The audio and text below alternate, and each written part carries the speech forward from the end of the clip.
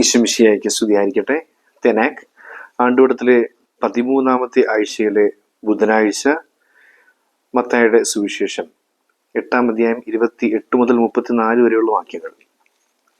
ഈ സുവിശേഷ ഭാഗത്ത് യേശുനാഥൻ ഗദറായരുടെ ദേശത്തെത്തുമ്പോൾ അവിടെ ശവക്കല്ലറുകൾക്ക് ഇടയിൽ നിന്നും ഇറങ്ങി വരുന്ന 2 പിശാച് ബാധിതരെ സുഖപ്പെടുത്തുന്ന അല്ലെങ്കിൽ പിശാച് ബാധ ഒഴിപ്പിക്കുന്ന സംഭവമാണ് നമ്മളിവിടെ വായിക്കുന്നത്. നമ്മളിങ്ങനെ മത്തായിയുടെ സുവിശേഷത്തിൽ ഇത് വായിക്കുമ്പോൾ ലൂക്കായുടെ സുവിശേഷത്തിലൊക്കെ ആയിട്ട് ഒരു പിശാച് ബാധിത രീതിയിൽ ചങ്ങലകളാൽ ബന്ധിക്കപ്പെട്ടൊരു പിശാച് ബാധിതനെ കുറിച്ച് നമ്മൾ വായിക്കുന്നുണ്ട്.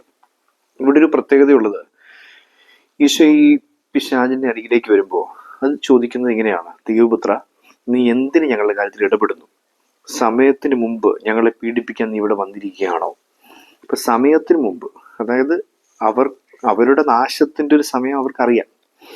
ദൈവം നിശ്ചയിച്ചിരിക്കുന്ന ഒരു സമയത്ത് അത് മുഴുവൻ അടിയറവ് പറഞ്ഞു വെച്ചു, അത് തോൽക്കുകയും നരകത്തിലേക്ക് എറിയപ്പെടുകയും ചെയ്യും. വെളിപാട് 20:10. അപ്പൊ നമ്മളിങ്ങനെ ആ നാശത്തിന്റെ സമയം അവർക്ക് വ്യക്തമായിട്ട് അറിയാം, പിശാചിനറിയാം. പക്ഷേ ഈശ്വരൻ ചോദിക്കുകയാണ്, അതിനു മുമ്പേ നീ ഞങ്ങളെ പീഡിപ്പിക്കാൻ വന്നിരിക്കുകയാണോ? സർവനാശത്തിനുള്ള സമയമായില്ലല്ലോ, അതായത് പിശാചിന്റെ സർവനാശത്തിനുള്ള സമയമായില്ലല്ലോ എന്ന് ചോദിക്കുകയാണ്. അപ്പോൾ ഈശോ അവരോട് പറയുക ഇങ്ങനെ, എന്നിട്ട് അവര് അതുകൊണ്ട് തന്നെ ഈശോയുടെ മുമ്പിൽ അപേക്ഷ വെക്കുകയാണ്. അതുകൊണ്ട് ഞങ്ങളെ നീ പുറത്താക്കുമ്പോൾ ആ പന്നിക്കൂട്ടത്തിലേക്ക് അയക്കണമേ. പോയിക്കൊള്ളുവിനെന്ന് ഈശോ അനുവാദം കൊടുക്കുന്നു. അത് പോകുന്നു. ആ പന്നിക്കൂട്ടം മുഴുവൻ അത് പോയി. അപ്പൊ അവിടെ നിന്നും ഒരു കിഴുക്കാൻ തൂക്കായ നിരത്തിലൂടെ പാഞ്ഞു വന്ന് കടലിൽ മുങ്ങി ചാവുകയാണ് ഈ പന്നിക്കൂട്ടം മുഴുവനും. അപ്പൊ നമ്മൾ ഓർക്കേണ്ടത്, ഈ ഒരു സുവിശേഷ ഭാഗത്ത് സാത്താൻ ഒരു സമയം പറയുന്നുണ്ട്, അതൊരു അനുവാദം ചോദിക്കുന്നുണ്ട്, ആ അനുവാദം ഈശോ നൽകുന്നുണ്ട്. അങ്ങനെയാണ് നമുക്ക് കാണാൻ സാധിക്കുക. എന്തിന്? സമയത്തെക്കുറിച്ച് നമ്മൾ ചിന്തിച്ചു. ആ സമയം എന്ന് പറയുന്നത് സാത്താൻ എൻ്റെ സർവനാശം പറയുന്ന ഒരു സമയമാണ്. പക്ഷേ ഈ ഈശോ ഒരു അനുവാദം കൊടുക്കുന്നു എന്ന് പറയുന്ന തരത്തിൽ വ്യക്തമായിട്ടും ഇത് ചുറ്റുപാട് നിൽക്കുന്ന മനുഷ്യർക്ക് വേണ്ടിയാണ്. മനുഷ്യർക്ക് ഇത് ബോധ്യപ്പെടാൻ വേണ്ടിയാണ്. ഈ പിശാചിന്റെ തീവ്രത എത്രത്തോളം വലുതായിരുന്നുവെന്ന് ഈ പന്നിക്കൂട്ടത്തിലേക്ക് പോയി കയറിയ പിശാചുക്കള് പന്നിയെ മുഴുവൻ കൊന്നൊടുക്കുന്നതിലൂടെ അത് മനുഷ്യർക്ക് വ്യക്തമാകുക, പിശാചിന്റെ ശക്തി തെളിയിക്കപ്പെടുക. സത്യത്തിൽ പിശാചിന് ആവശ്യമാണ്, പിശാചിന്റെ ശക്തി തെളിയിക്കപ്പെടുക എന്നുള്ളത്. ക്രിസ്തുവിന് അതിനേക്കാൾ ആവശ്യമാണ്. കാരണം ഇത്രയും ശക്തനായ പിശാചിനെയാണ് താൻ തോൽപ്പിക്കുന്നതെന്നും ജനത്തിന് മനസ്സിലാക്കട്ടെ. അപ്പൊ ഇത് മനസ്സിലാക്കുക എന്നുള്ളത് 2 രീതിയിലാണ് നമുക്ക് അവർ ഉൾക്കൊള്ളുന്നത്. നമ്മൾ ഓർക്കണം, ഈ സുവിശേഷ ഭാഗത്ത് ഒരു പിശാചിലെ ഒരു 2 മനുഷ്യരിലേക്ക് അല്ലെങ്കിൽ ഒരാളിലേക്ക് പിശാച് പ്രവേശിക്കുന്നു എന്ന് പറയുന്ന ഭാഗം നമ്മൾ വായിക്കുമ്പോൾ എങ്ങനെയൊക്കെയാണ് ഒരാളിലേക്ക് പിശാച് പ്രവേശിക്കുന്നത്? ഒരു 6 രീതികൾ നമുക്ക് കാണാം. വ്യത്യസ്തങ്ങളായിട്ടുള്ള കാര്യങ്ങളെയൊക്കെ ഈ 6 കാറ്റഗറിക്കകത്ത് നമുക്ക് പെടുത്താവുന്നതാണ്. ഒന്നാമത്തെ കാര്യം എന്ന് പറയുന്നത് ബൈ ഇൻവിറ്റേഷൻ. ബോധപൂർവമായ ക്ഷണത്തിലൂടെ പിശാച് ഒരാളിലേക്ക് പ്രവേശിക്കാം. അത് ഒക്കൾട്ട് പ്രാക്ടീസസ് ആണ്. അതിങ്ങനെ ആഭിചാരക്രിയകളും മന്ത്രവാദവും ഒക്കെ ചെയ്യുന്നതിൻ്റെ അടുത്ത് പോയി പിശാചിനെ വേണം, പിശാചിനിൽ പ്രവേശിക്കണമെന്ന് ആഗ്രഹിക്കുന്ന രീതിയിൽ ഡയറക്റ്റായിട്ടോ ഇൻഡയറക്റ്റായിട്ടോ നമ്മൾ പെരുമാറുന്നു. ഡയറക്റ്റായിട്ട് ഇൻഡയറക്റ്റായിട്ട് പെരുമാറുന്ന പറയുന്നത്, ഉദാഹരണത്തിന് ഓജോ ബോർഡ് പോലെയുള്ള സംഭവങ്ങൾ, ഓജോ ബോർഡ് പോലെയുള്ള കാര്യങ്ങൾ കളിക്കുന്നതിലൂടെയൊക്കെ നമുക്കറിയാം അതിലൂടെ വന്ന് ഭവിക്കാവുന്ന വലിയൊരു തിന്മയെക്കുറിച്ച് നമ്മൾ പലയിടത്തു നിന്ന് കേട്ടിട്ടുണ്ട്. എന്നാലും അത് കളിച്ച് ഡയറക്റ്റായിട്ടോ ഇൻഡയറക്റ്റായിട്ടോ പിശാചിന്റെ സാന്നിധ്യം ആഗ്രഹിക്കുന്നു. നമ്മൾ നേരത്തെ ഒരു വീഡിയോയിൽ സൂചിപ്പിച്ചിട്ടുണ്ട്, ആത്മാവാണ് വരുന്നത്, മരിച്ചുപോയ ഒരാളുടെ ആത്മാവാണ് വരുന്നത് എന്നൊക്കെ നമ്മൾ ചിന്തിക്കുന്നത്. പക്ഷെ തെറ്റിദ്ധാരണയാണ്. ആ വരുന്നത് പിശാചാണ്. മരിച്ചുപോയ ഒരാളുടെ ഐഡന്റിറ്റി പിശാച് എടുക്കുന്നു എന്ന് മാത്രമേ, പിശാചിന് ഐഡന്റിറ്റി ഇല്ല. അപ്പൊ പിശാചാണ് വരുന്നത്. അങ്ങനെ ബോധപൂർവമായ ഇൻവിറ്റേഷനിലൂടെ നമുക്ക് പിശാചിനെ വിളിച്ചു വരുത്താനായിട്ട് സാധിക്കും. രണ്ടാമത്തേത് ബോധപൂർവമായ ഒരു ഉടമ്പടി. മറ്റേത് ഡയറക്റ്റ് ഇൻഡയറക്റ്റ് ആയിട്ട് പിശാച് വരുന്നതാണ്. രണ്ടാമത്തത് ബോധപൂർവമായ ഒരു ഉടമ്പടി പിശാചുമായിട്ട് ചെയ്യാറുണ്ട്. ഈ സാത്താൻ ആരാധകരൊക്കെ ചെയ്യുന്നത്, നമ്മൾ പറയും വലിയ ബിസിനസ്സുകാർ, കായിക താരങ്ങൾ അല്ലെങ്കിൽ കലാരംഗത്തുള്ള താരങ്ങൾ ഒക്കെ അവരുടെ വളർച്ചയ്ക്കൊക്കെ വേണ്ടി പിശാചിന് തങ്ങളുടെ ആത്മാവിനെ തീരെഴുതി കൊടുത്തുകൊണ്ട് രക്തം കൊണ്ട് ഉടമ്പടി ചെയ്യുന്ന കാര്യങ്ങളൊക്കെ നമ്മൾ കേട്ടിട്ടുണ്ടാവും പക്ഷെ അങ്ങനെ ഒരുപാട് സംഭവങ്ങൾ സാക്ഷ്യമായിട്ടൊക്കെ പറഞ്ഞിട്ടുണ്ട്. ഒരുപാട് അതിൽ നിന്നും വിടുതൽ പ്രാപിക്കാനൊക്കെ വേണ്ടി അതികഠിനമായ പ്രായശ്ചിത്ത പ്രവൃത്തികളിലൂടെയും പരിഹാര പ്രാർത്ഥനകളിലൂടെയും ഒക്കെയാണ് അതിന് മറികടക്കാൻ സാധിക്കുക. വലിയ പാടാണ് അത് മറികടക്കാൻ തന്നെ. അപ്പോൾ ബോധപൂർവമായ ഉടമ്പടിയുള്ള സെല്ലിംഗ് ഓഫ് ദ സോൾ, ആത്മാവിനെ വിറ്റ് കളയുക. ആത്മാവിനെ നമ്മുടെ ജീവിതത്തെയും സാത്താൻ വിറ്റ് കളഞ്ഞിട്ട് പകരം കുറെ അനുഗ്രഹങ്ങൾ വാങ്ങിക്കാൻ ശ്രമിക്കും. അനുഗ്രഹങ്ങൾ കിട്ടും, പക്ഷെ അത് നൈമിഷികമാണ്. അത് വളരെ കാര്യമായിട്ട് ഇങ്ങനെ ജ്വലിച്ച് ചെന്നിട്ട് അതേപടി അങ്ങ് നശിച്ചു പോവുകയും ചെയ്യും. കുറച്ച് നാളത്തേക്ക് അതിങ്ങനെ എൻജോയ് ചെയ്യാൻ പറ്റും എന്നുള്ളത്, അല്ലാതെ അതിനപ്പുറത്തേക്ക് അതിന് ആയുസില്ലെന്നുള്ളതാണ്. അതാണ് രണ്ടാമത്തെ വളരെ ബോധപൂർവമായ ഉടമ്പടി, ഇൻവിറ്റേഷൻ ഉടമ്പടി. മൂന്നാമത്തെ പറയുന്നത് നമ്മൾ പശ്ചാത്താപമില്ലാതെ നിരന്തരം ഏർപ്പെട്ടുകൊണ്ടിരിക്കുന്ന മാരകപാപങ്ങൾ, ദ്രോഹങ്ങൾ, അശുദ്ധിയുടെയൊക്കെ ആയിട്ടുള്ള പാപങ്ങൾ, പശ്ചാത്താപമില്ല, തിരുത്തുന്നില്ല, അല്ലെങ്കിൽ നമ്മൾ കുമ്പസാരിക്കുന്നില്ല, പ്രായശ്ചിത്തം ചെയ്യുന്നില്ല, ഒന്നും ചെയ്യുന്നില്ല, അതിങ്ങനെ കണ്ടിന്യൂസ് ആയിട്ട് ഇങ്ങനെ അൺറിപ്പൻറ്റഡ് മോർട്ടൽ സിൻസ് എന്ന് വേണമെങ്കിൽ പറയാം. ഇങ്ങനെ പശ്ചാത്താപം ഇല്ലാത്ത മാരകപാപത്തിൽ മുന്നോട്ട് പോയിക്കൊണ്ടിരിക്കുക.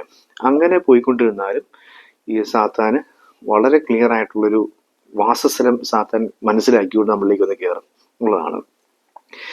അതിങ്ങനെ അടിച്ച് വൃത്തിയാക്കിയിട്ടിരിക്കുന്ന ഒരു പിശാചിന് വേണ്ടി ഒരുക്കിയിട്ടിരിക്കുന്ന സ്ഥലം എന്ന രീതിയിലാണ് നമ്മൾ ബൈബിൾ അത് പഠിപ്പിക്കും. ഈശോ പറയുന്നുണ്ട് അത് വ്യക്തമായിട്ട്. നാലാമത്തത് കൃപയുടെ സ്രോതസ്സുകളെ ഒരിക്കലും നമ്മൾ ഉപയോഗിക്കുന്നില്ല. അതിനോട് നമ്മൾ അതൊരു അഹങ്കാരം. കാര്യം നമ്മുടെ രക്ഷയ്ക്ക് കർത്താവിൻ്റെ കൃപകൾ അത്യാവശ്യമാണെന്ന് നമുക്ക് ബോധ്യമുണ്ടായിട്ടും അതെനിക്ക് വേണ്ട എന്ന് പറഞ്ഞ് കുമ്പസാരിക്കാതെ, കുർബാന സ്വീകരിക്കാതെ നമ്മളിങ്ങനെ ജീവിക്കുകയാണ്. ഇപ്പം വലിയ മാരകപാപങ്ങൾ ചെയ്തില്ല എന്ന് പറഞ്ഞാൽ പോലും ലഘുപാപങ്ങൾ ഇങ്ങനെ കുമിഞ്ഞു കൂടിയിട്ട് നമ്മൾ ജീവിച്ച് മുമ്പോട്ട് പോയിക്കൊണ്ടിരിക്കുക. അപ്പോൾ കൃപയുടെ സ്രോതസ്സുകൾ വളരെ പ്രധാനമായിട്ടും കുർബാനയും കുമ്പസാരും നമ്മൾ ഉപയോഗിക്കുന്നതേ ഇല്ല. അങ്ങനെ ഉപയോഗിക്കാൻ മുമ്പോട്ട് പോവുകയാണെങ്കിൽ സാത്താന് വളരെ സ്വസ്ഥമായിട്ട് വന്ന് കയറാനായിട്ട് പറ്റും. കാര്യം സാത്താനെതിരായിട്ടുള്ളൊന്നും അയാളുടെ ജീവിതത്തിലില്ല. അപ്പം സ്വതന്ത്രമായിട്ട് അതിനകത്ത് വന്ന് കയറാം. ഇതാണ് നാലാമത്തെ കാര്യം എന്ന് പറയുന്നത്. അഞ്ചാമത്തെ എന്ന് പറയുന്നത് ബ്ലാക്ക് മാജിക്കിലൂടെയും ആഭിചാരക്രിയകളിലൂടെയും ദുർമന്ത്രവാദത്തിലൂടെയും ഒക്കെ ശത്രുക്കൾ നമുക്കെതിരെ ചെയ്യുന്ന ചില ദ്രോഹങ്ങൾ. അതിലും യഥാർത്ഥത്തിൽ നമ്മൾ ശരിയായ പ്രാർത്ഥനാ ജീവിതം ഇല്ല, ശരിയായ കുദാശ സ്വീകരണം ഇല്ല എന്നുണ്ടെങ്കിൽ ശത്രുക്കൾ നമുക്കെതിരെ ഇത്തരത്തിലുള്ള പൈശാചികമായിട്ടുള്ള ഇടപെടലുകളുടെ ക്രിയകൾ, സാത്താൻ ആരാധനപരമായ ക്രിയകൾ ചെയ്തു കഴിഞ്ഞാൽ നമ്മളിലേക്ക് സാത്താൻ പ്രവേശിക്കുവാനായിട്ടത് കാരണമായിട്ട് മാറും. നമ്മൾ അതിനെ ഡിഫെൻഡ് ചെയ്യത്തക്ക രീതിയിൽ നമുക്കൊന്നുമില്ല. നമുക്ക് അതിൻ്റെ സ്പിരിച്വൽ വെപ്പൺസ് ഒന്നും നമ്മുടെ കയ്യിലില്ല. നമ്മൾ ബൈബിൾ വായിക്കുന്നില്ല, കൊന്തു ചൊല്ലുന്നില്ല, അങ്ങനെ ഒന്നും നമ്മൾ ചെയ്യാതിരിക്കുകയാണെങ്കിൽ ഇങ്ങനെ വളരെ സിമ്പിളായിട്ട് നമ്മുടെ ശത്രുക്കൾ നമുക്കെതിരെ ചെയ്യുന്ന ആഭിചാരക്രിയകൾ നമ്മളെ പിടികൂടും. അല്ലെങ്കിൽ നമുക്ക് അതിനെ ഡിഫെൻഡ് ചെയ്യാൻ പറ്റും. നമ്മുടെ പുണ്യങ്ങളും നമ്മുടെ പ്രാർത്ഥനകളും കൊണ്ട് ഡിഫെൻഡ് ചെയ്യാൻ പറ്റും, ഉപവാസവും കൊണ്ട് ഡിഫെൻഡ് ചെയ്യാം. പക്ഷെ അതൊന്നും ഇല്ലെന്നുണ്ടെങ്കിൽ പെട്ടെന്ന് പിശാച് നമ്മൾ കയറും. അതാണ് അഞ്ചാമത്തത്. ആറാമത്തെന്ന് പറയുന്നത് വ്യക്തമായിട്ടും ദൈവത്തിൻ്റെ ഒരു അനുവാദമാണ്. അതെല്ലാവർക്കും ഒന്നുമില്ല, സാധാരണ മനുഷ്യർക്കൊന്നും സാധാരണഗതിയിൽ അങ്ങനെ വരാറില്ല. ഒരു വിക്ടിം സോൾ എന്നൊക്കെയാണ് വിളിക്കുന്നത്. വിക്ടിം സോൾ ഒരു ദൈവത്തിന് വേണ്ടി ഒരു ഇരയായി മാറുന്നത്. അതായത് ദൈവം അനുവദിച്ചു കൊടുക്കുക. അതായത് പഴയ നിയമത്തിൽ ജോബിന്റെ പുസ്തകം അതിന് വളരെ പ്രധാനപ്പെട്ട ഉദാഹരണമാണ്. ദൈവം അനുവദിക്കുക. കാരണം ജോബ് നല്ലൊരു മനുഷ്യനാണ്, അയാൾ ദൈവത്തോട് അടുത്ത് നിൽക്കുകയാണ്. പക്ഷെ ദൈവം സാത്താനോട് പോരാട്ടം നടത്തുന്നതിൻ്റെ അല്ലെങ്കിൽ സാത്താന് കീഴ്പ്പെടുത്താൻ പറ്റത്തില്ല എന്ന് തെളിയിക്കുന്നതിൻ്റെ ഭാഗമായിട്ടൊരു വിക്ടിം സോളിനെ ദൈവം വിട്ടുകൊടുക്കുക, സാത്താന് പരീക്ഷിക്കാം. പക്ഷെ അത് സാധാരണ മനുഷ്യരിലൊന്നുമല്ല. ഉദാഹരണത്തിന് ജോൺ മരിയ വിയാനി, വിശുദ്ധ പാദ്രി പിയോ തുടങ്ങിയ വിശുദ്ധരിലൊക്കെ നമ്മൾ ഈ വിക്ടിം സോളിനെ കാണാറുണ്ട്.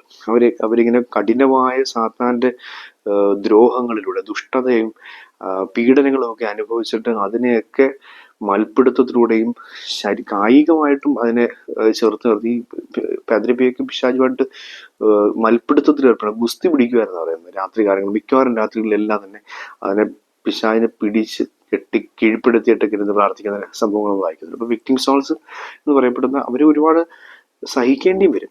അവരുടെ ഉള്ളിൽ കയറാൻ പറ്റത്തില്ല, പക്ഷെ അവർ കഠിനമായ വേദനകൾ ഇങ്ങനെ പിശാച് അവരുടെ കൂടെ കാണും, എന്നിട്ട് അവരിങ്ങനെ പീഡിപ്പിച്ചുകൊണ്ടിരിക്കും. അതാണ് വിക്ടിം സോൾസ് എന്ന് പറയുന്നത്. അത് നമ്മൾ സാധാരണ മനുഷ്യരിലൊന്നും വരത്തില്ല. വലിയ തീഷ്ണതയോടുകൂടി അനേകം ആത്മാക്കളുടെ രക്ഷയ്ക്ക് ഉതകുന്ന രീതിയിൽ പ്രാർത്ഥിക്കുകയും പ്രായശ്ചിത്ത പ്രവൃത്തികൾ ഉപവസിക്കുകയും ചെയ്തുകൊണ്ടിരിക്കുന്ന വിശുദ്ധരിൽ മാത്രം സംഭവിക്കുന്ന ഒരു കാര്യമാണ് ഈ വിക്ടിം സോൾ എന്ന് പറയുന്ന സംഭവം. സഹനത്തിലൂടെ പിടിക്കാമെന്ന് പറയുന്നത്. ഇങ്ങനെ 6 മാർഗങ്ങളാണ് നമുക്ക് കാണാൻ സാധിക്കുക. അപ്പം പിശാച് ഒരു മനുഷ്യന്റെ കൂടെ വരുന്നു, അല്ലെങ്കിൽ അവനെ കീഴ്പ്പെടുത്തുന്നവനിൽ പ്രവേശിക്കുന്നു എന്നൊക്കെ പറയുന്ന കാര്യങ്ങൾക്കായിട്ട് ഈ 6 തലങ്ങളാണ്. ഈ 6ാമത്തെ നമുക്കൊന്ന് മാറ്റി വയ്ക്കാം.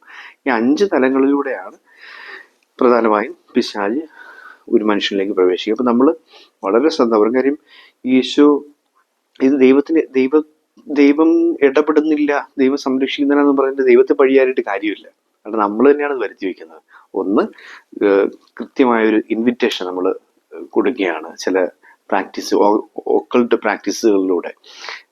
2, നമ്മളിങ്ങനെ ആത്മാവിനെ വിറ്റ് കളയുന്ന ചില അനുഗ്രഹങ്ങൾ കിട്ടാൻ വേണ്ടി വിറ്റ് കളയുന്ന ഒരു പരിപാടിയുണ്ട്.